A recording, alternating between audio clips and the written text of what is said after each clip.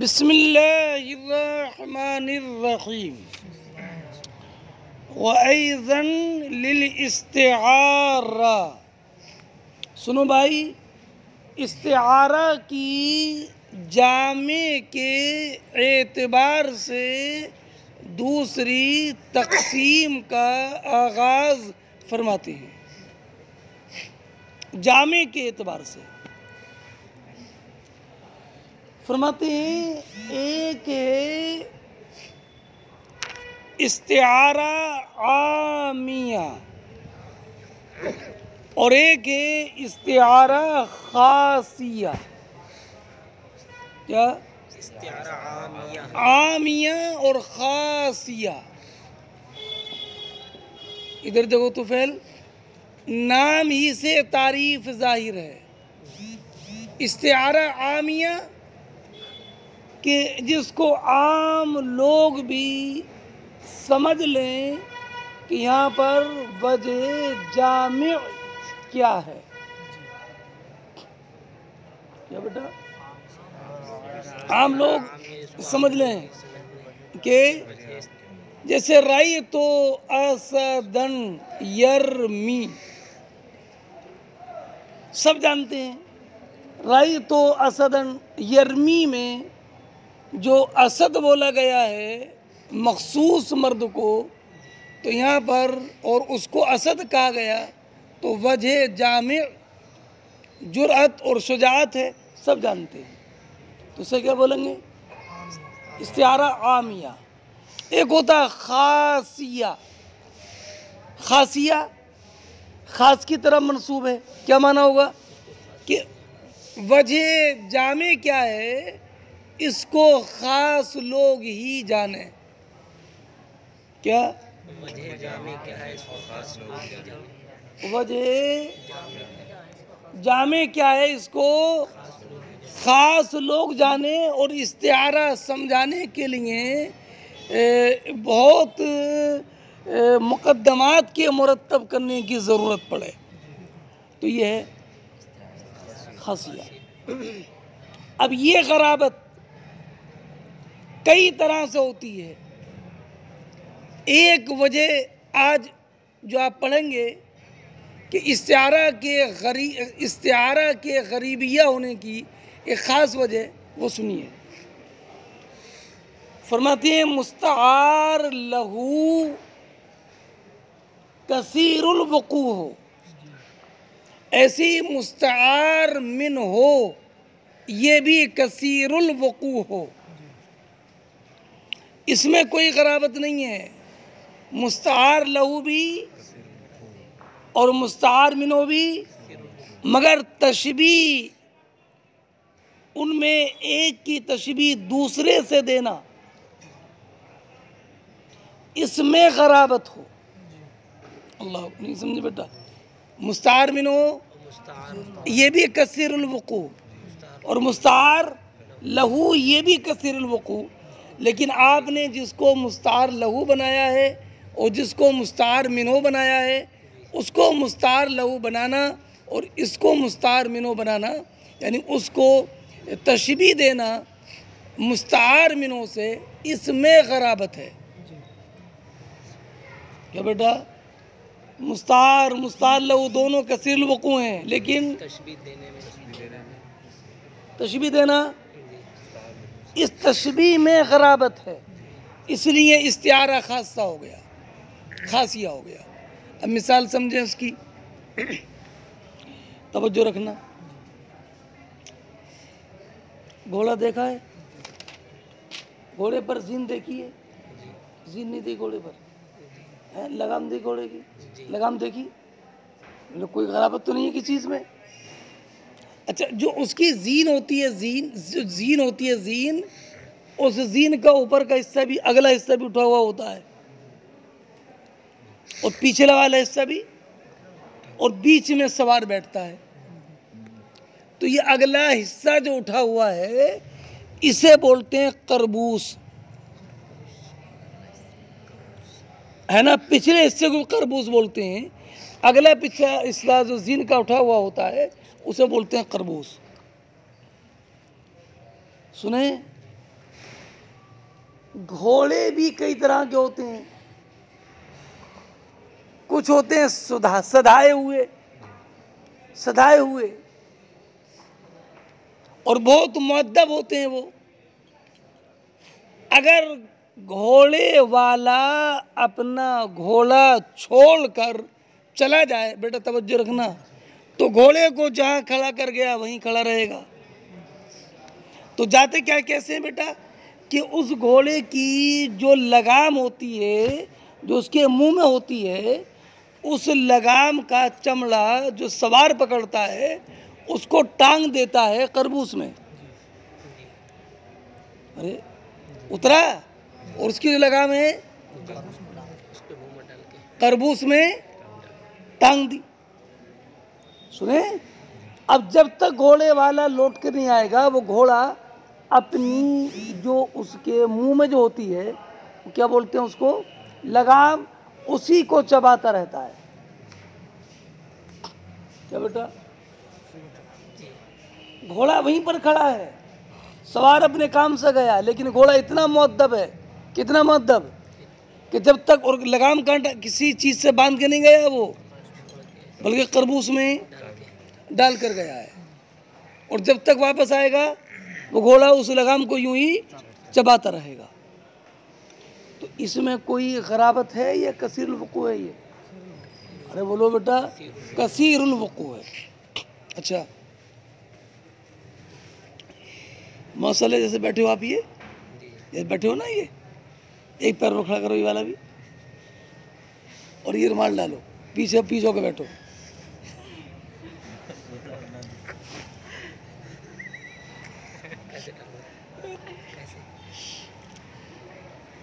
یہ پیر باندھو کمر سے، یہ ایسے، یہ سمجھے؟ ارے دیکھ رہے ہو یہ سنیں، جب آدمی تاپنے کے لیے بیٹھتا ہے تو اس طریقے سے بیٹھنا، یہ بھی کثیر الوقوع ہے۔ کیا بیٹا؟ کہ اپنے کپڑے سے، اپنی پشت سے یوں ملا کے بیٹھ جاتا ہے، یوں۔ سنیں، ارے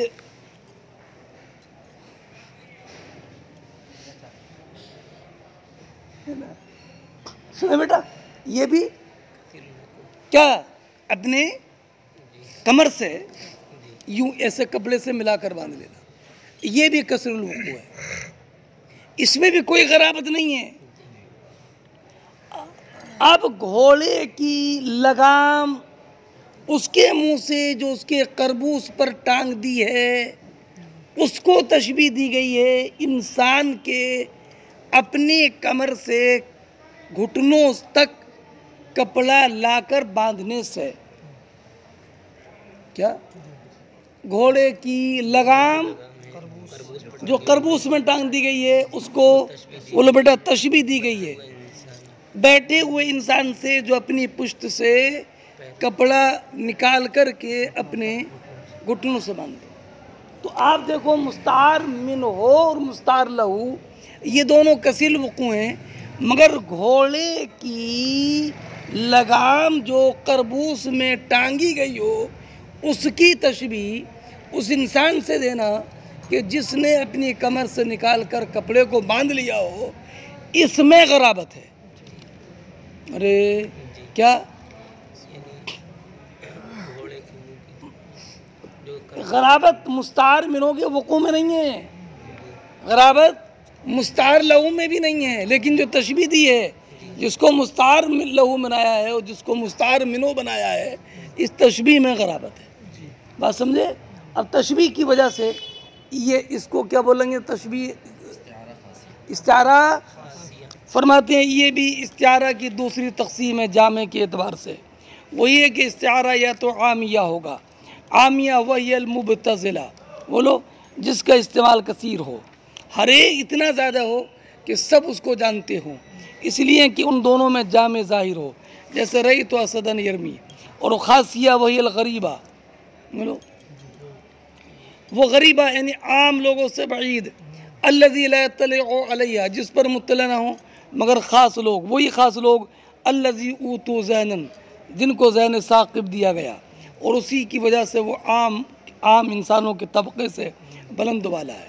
فرماتے ہیں والغرابت قد تکون فی نفس الشب، اور غرابت کبھی نفس شب میں ہوتی ہے، بہیے طور کہ ایسی تشبیہ ہو جس میں کچھ غرابت ہو، جیسے کہ شاعر کے اس قول میں جو کہ گھوڑے کی صفت میں ہے۔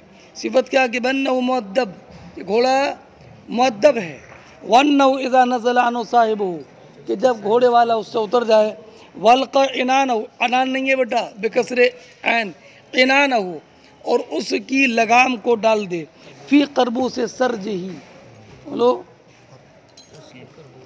اس کی لگام کے قربوس میں ہے نا، اگلے حصے میں جو اٹھا ہوا ہے، وقف علی مکانہ، وہ گھوڑا اپنی جگہ پر ٹھہرے رہے یہاں تک کہ اس گھوڑا والا پلٹ آئے۔ شیر اذا اعتبا قربوسہ، بیٹا اعتبا قربوسہ، ملا بے عنان ہی علق الشکیمہ الی انصراف الزائری، یہ پورا شعر ہے کہ جب وہ اپنی لگام کے اس کے اپنی زین کے اگلے حصے کو ہے نا اس کی لگام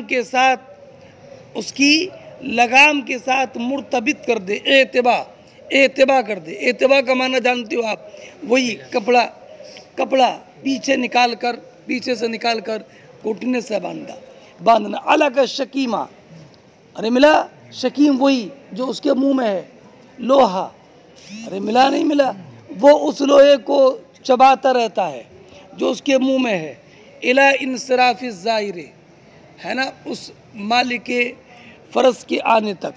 شکیم اور شکیمہ وہ حدیدہ ہے، وہ لوہا ہے، المعترضہ فی فم الفرسی، جو کہ گھوڑے کے منہ میں ہو، واراد بالظاہر نفسہ، اور ظاہر سے مراد اس نے اپنی ذات کو لیا ہے۔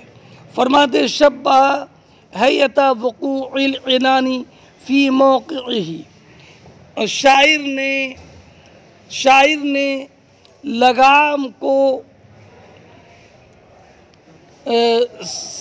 زین کے اگلے حصے سے واقع ہونے کو اس حال میں کہ وہ لگام دراز ہو گھوڑے کے منہ کے دونوں کناروں تک، اس کو تشبیہ دیے کپڑے کے وقوع کی حیث سے، جو کپڑا معتبی کے دونوں گھٹنوں سے لے کر اس کے پشت کے دونوں کناروں تک کھچا ہو۔ فرماتے ہیں تشبیہ دی، ثم استعار الاعتبا، پھر اعتبا کا استعارہ کیا، کس کے لیے؟ لوقوع العنانی فی قربوس السرج، پھر اعتبا کا استعارہ کیا زین کے قربوس میں لگام کے واقع ہونے کے لیے۔ حالانکہ اعتبا کا حقیقی معنی یہ ہے کہ انسان اپنی پشت اور اپنی دونوں پنڈلیوں کو جمع کرے کپڑے وغیرہ سے۔ فجاءت الاستعارہ لغرابت التشبیہ، تو استعارہ جو آیا ہے یہ غرابت تشبیہ سے آیا ہے، اس لیے نہیں کہ مستعار لہو یا مستعار منہ کا وقوع قلیل ہے۔ سمجھ گئے بھائی؟ اب یہاں سے ایک بات اور بیان فرماتی ہے، وقد تحصل الغرابہ بتصرف فی الاستعارۃ العامیہ۔ سنو، یہاں سے یہ بیان فرماتے ہیں کہ کبھی استعارہ عامیہ ہوتا ہے۔ کیا؟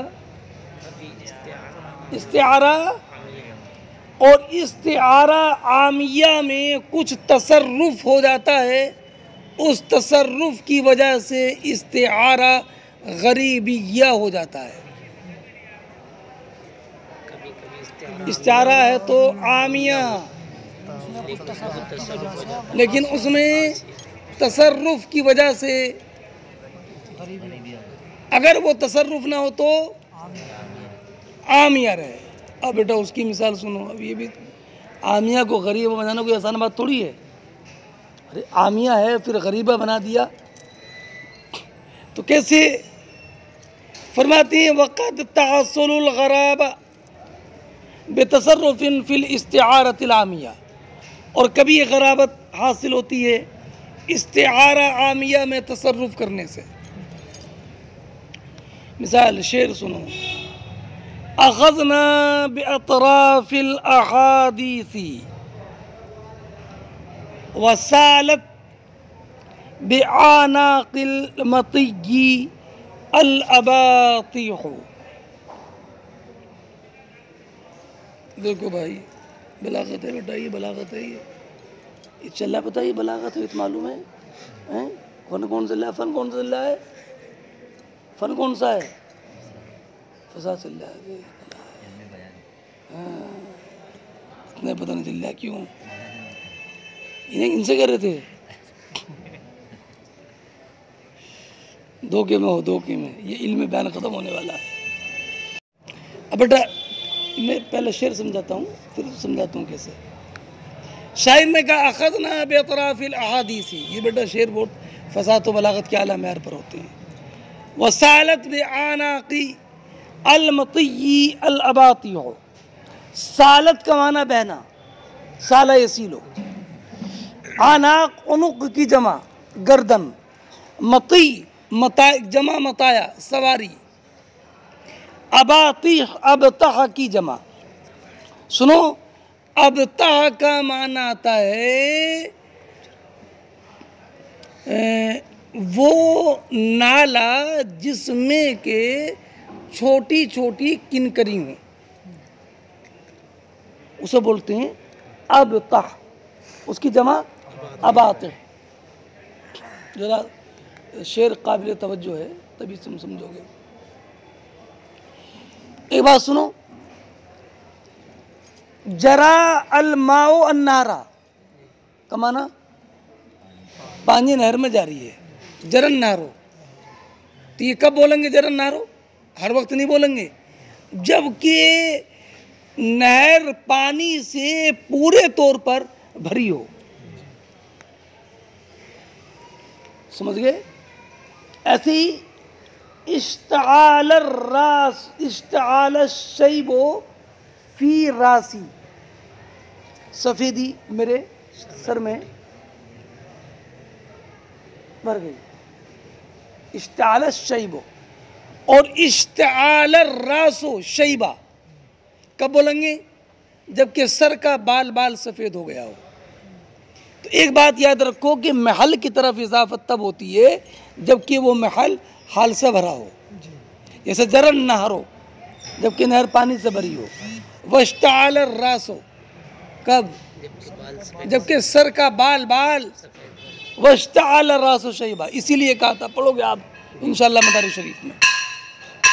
دو باتیں سمجھ گئے؟ تیسری بات سنو، سواری کیا تھی اہل عرب کی؟ اونٹ۔ اونٹ جب تیز چلتا ہے تو اس کی گردن ہلتی ہے، تو گردن سے اندازہ ہو جاتا ہے کہ اونٹ کی رفتار کیسی ہے۔ کیا بیٹا؟ گردن سے اندازہ ہو جاتا ہے کہ اونٹ کی رفتار کیسی ہے۔ اچھا تیسری بات، انسان جب چلتا ہے سفر میں تو باتیں کرتا ہوا چلتا ہے تو سفر آسانی سے طے ہوتا ہے۔ سنیں؟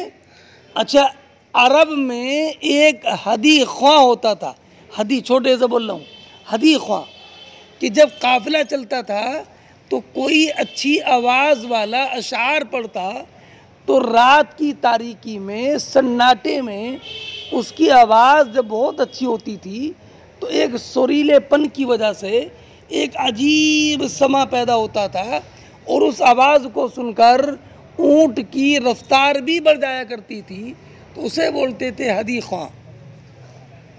کیا ہدی خواں، کہ اس کی آواز، مست آواز کو سن کر اونٹ بھی تیزی سے چلتے تھے۔ اب ذرا بیٹا ان میری چند باتوں کو ذہن نشین رکھ کر اب ذرا شعر سنو، اور پھر شعر میں استعارہ کیا وہ سنو، اور استعارہ میں غرابت کیسے پیدا ہوگی وہ سنو۔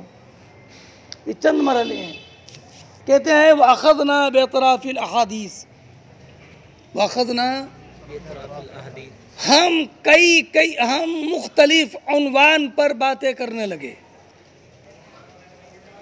وَأَخَذْنَا بِأَطْرَافِ الْأَحَادِيثِ، ہم کئی مختلف عناوین پر باتیں کرنے لگے.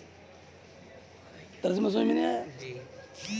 وَسَالَتْ بِأَعْنَاقِ الْمَطِيِّ الْأَبَاطِيحُ، بیٹا یہی ہے. وَسَالَتْ بِأَعْنَاقِ الْمَطِيِّ الْأَبَاطِيحُ، اور سواریوں کی گردنوں سے نالے بہہ نکلے. کیا بیٹا؟ سواریوں کی گردنوں سے نالے بہہ نکلے. کیا؟ سواریوں کی گردنوں سے نالے بہہ نکلے. ارے کیا؟ سواریوں کی گردنوں سے نالے بہہ نکلے. توجہ. تو یہاں پر سنو، ان جو نالے ہوتے تھے ان میں سواری چلتی تھی. نشیب میں اوپر پہاڑ ہے، نیچے نالے ہیں، ان میں سواری چل رہی ہیں. تو نالوں کے بہہ نکلے کا استعارہ کیا ہے اونٹوں کی چال، تیز رفتار چال کے لیے. کیا استعارہ کیا؟ اونٹوں کی تیز کس کا؟ کے لیے. نالوں کا نالے کا بہہ نکلنا، اس کا استعارہ کیا ہے اونٹوں کی تیز رفتار کے لیے، تیز رفتاری کے لیے. اور اس میں بیٹا کوئی غرابت نہیں ہے. کیا بتانا ہے کہ نالے ہمارے اونٹوں سے ایسے بھرے ہوئے تھے کہ جب اونٹ اس میں چل رہے تھے تو ایسا لگ رہا تھا کہ جیسے کہ بولو نالے بہہ نکلے ہیں. جیسے بولتے جرن نارو، نہر جاری ہے، بولتے ہیں نا، اس میں کوئی غرابت نہیں ہے جرن ناروں میں. ایسے ہی نالوں میں اونٹ چل رہے ہیں اور اونٹوں سے نالا بھرا ہوا ہے اور اونٹوں کی رفتار تیز ہے. تو اونٹوں کی تیز رفتاری کو تشبیہ دی گئی ہے کسے؟ نالوں کے بہہ نکلنے سے. اور نالوں کا بہہ نکلنا بول کر کے مراد کیا لیا ہے؟ اونٹوں کا تیز رفتاری سے چلنا. نہیں سمجھے؟ جیسے اسد بول کر کے مراد رجل شجاع، ایسے ہی نالوں کے بہہ نکلنے سے مراد کیا ہے؟ اونٹوں کا تیز رفتاری سے چلنا. اس میں کوئی غرابت نہیں ہے. غرابت کیسے پیدا ہوئی بیٹا؟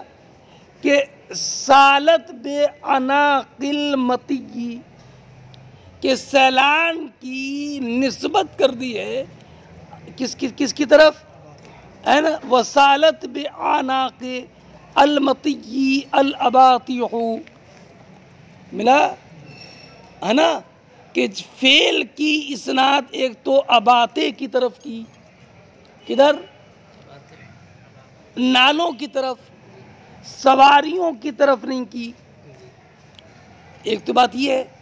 اور دوسری بات اس میں یہ ہے کہ یہاں پر یہ نہیں کہا کہ نالے بہہ نکلے سواریوں کے ساتھ، بلکہ سواریوں کی گردنوں کی طرف اضافت کر دی. تو گردنوں کی طرف اضافت کرنے کی وجہ سے اس میں غرابت پیدا ہو گئی ہے. اور یہ اگر یہ ہوتا کہ نالے سواریوں کو لے کر بہہ نکلے تو الگ بات ہوتی. اور نالے سواریوں کی گردنوں کو لے کر کے بہہ نکلے. گردنوں کا یہاں پر ذکر کیا کہ جس کی وجہ سے اس میں غرابت پیدا ہوئی ہے. ارے نہیں سمجھے؟ ایک تو یہ کہ پہلے ہی تھا کہ اسناد کی تھی اباتے کی طرف، ایک تو یہ. اور پھر اس کے بعد میں کیا کہا کہ وسالت الاباطح بالمطیہ نہیں ہے، بعناق المطیہ. تو عناق کے ذکر سے اور اس میں غرابت پیدا ہو گئی ہے.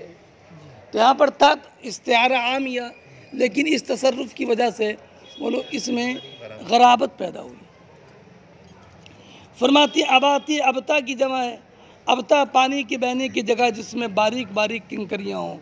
استعارہ کیا ہے سیلان سیول کا، یعنی سیلابوں کے بہنے کا، وہ بہنا جو واقع ہو اباتی میں.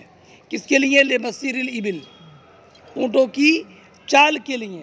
سیرن حسیسہ، تیز چال جو نہایت ہی تیز ہو، اور المشتملہ جو مشتمل ہو نرمی پر اور سلاست پر، کہ چال میں نشیب و فراز نہ ہو بلکہ یکسار چال ہو.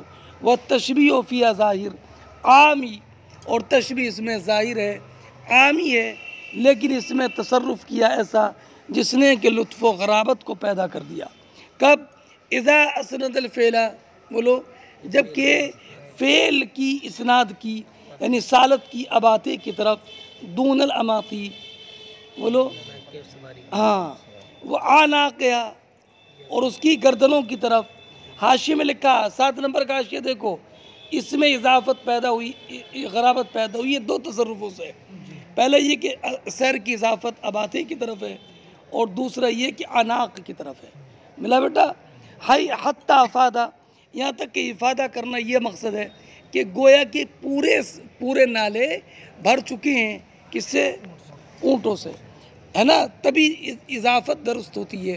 جیسے کہ اللہ رب العزت کا ارشاد ہے، حضرت زکریا نے کہا تھا وَاشْتَعَالَ الرَّاسُ شَيْبًا، وَاشْتَعَالَ الرَّاس فی وَاشْتَعَالَ الشَّيْبِ فی راسی نہیں، وَاشْتَعَالَ الرَّاسُ شَيْبًا، کیا بتانے کے لیے کہ مکمل طور پر بال سفید ہو گیا.